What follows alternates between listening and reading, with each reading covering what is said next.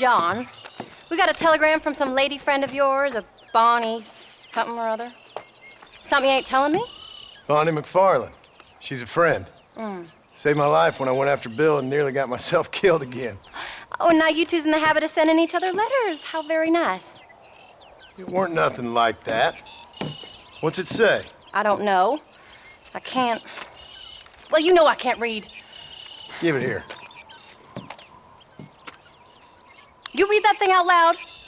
I ain't hiding nothing. Dear Mr. Marston, stop. Need corn sacks. Stop. Emergency. Stop. Weevils and moths ate entire county supply. Stop. Can you help? Not exactly the most romantic request now, is it? I guess not. And she saved your life, you say? Yes, ma'am. Well, then you're gonna have to help her and her family out. We've got a plentiful supply of corn sacks over near the silo. About the one thing Uncle didn't manage to have stolen while we was gone. Okay. Hurry back, John. And John, what's she like? You know. A little bit like you, I guess. She's a woman in a man's world.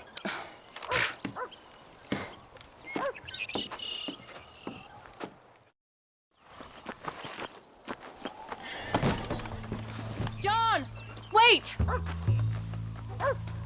I changed my mind. I'm coming with you. Well, come on then. Let's get going.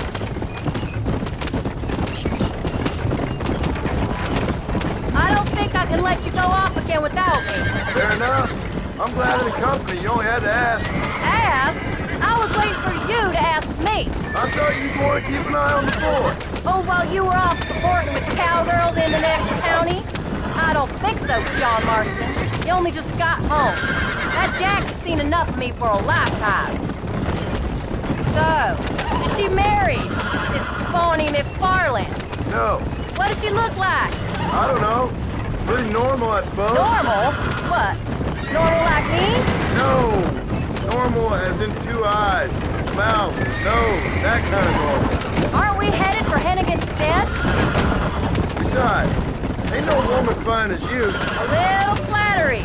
Now we're finally getting somewhere. If you find yourself in a hole, the first thing to do is stop digging. Another pearl of wisdom from John Marston. I sure do miss those.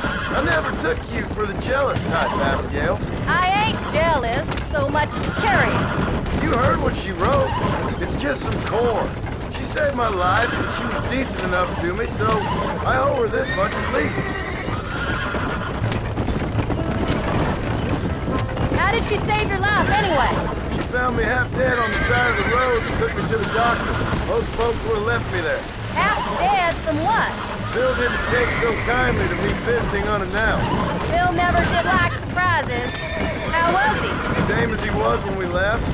Angry and dumb. Taking his revenge out on the world. People down there was really scared of him. Of Bill? You gotta be kidding me.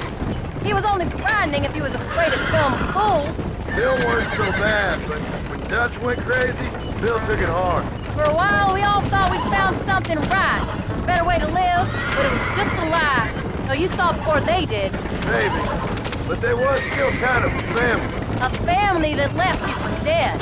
You knew the truth, John, and they hated you for it. Where did they take you? Who? Those government bastards.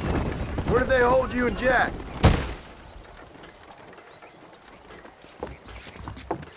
You came. Thank you so much. We lost the entire harvest. Miss McFarlane, I'd like you to meet my wife, Abigail. Oh, ain't you quite the gentleman all of a sudden? It's a pleasure to meet you, Mrs. Marston. Likewise.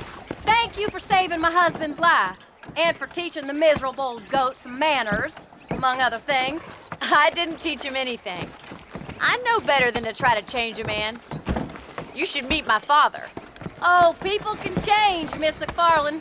John and I have to believe that more than anybody. This is a decent first harvest for you, John. You should be proud. That's good land you got there. How are you feeling, Mrs. Marston? From what your husband told me, it must have been awful for you. I've been through worse, and I knew he'd be back before too long. He can't cook a meal to save his life. Abigail, in my darkest hours, when I was most homesick, just the thought of one of your rat meat stews kept me pushing forward. Well, about as amusing as a weeping saddle sore, ain't he, Mr. Farland? If you're gonna start yammering about women's work, John, I'd say you might be in the wrong company. I'd say so too. I never felt so outnumbered.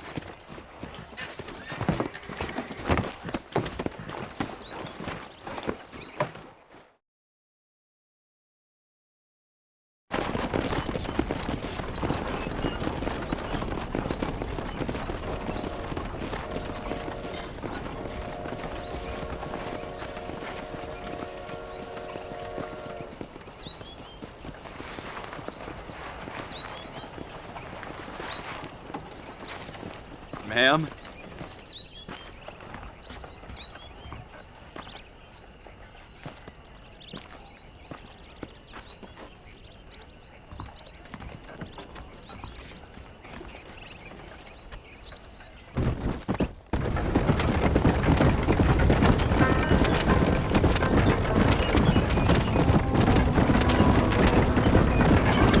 So that was the famous Bonnie.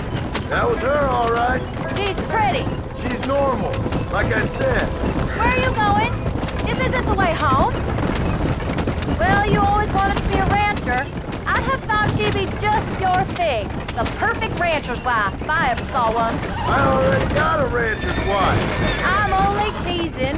I like her, and I'm glad she saved your life. Most of the time, anyway. The McFarlands are good people. She did blush better than a separate sunset when she saw you, though. I have that effect on women. You clearly had one too many blows to the head.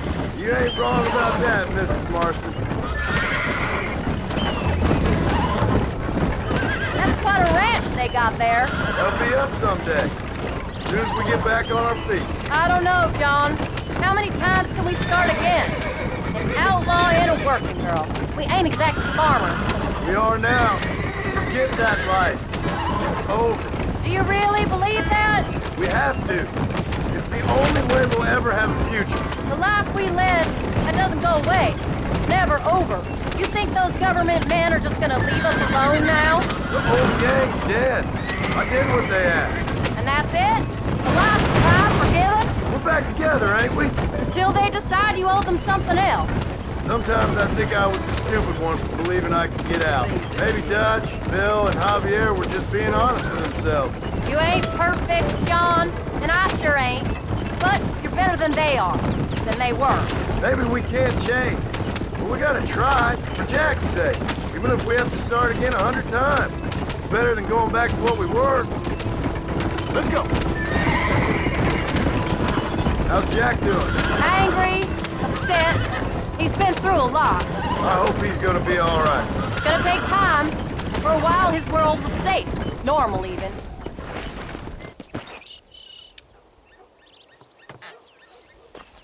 We did good today, John. I guess I better go fix us something to eat.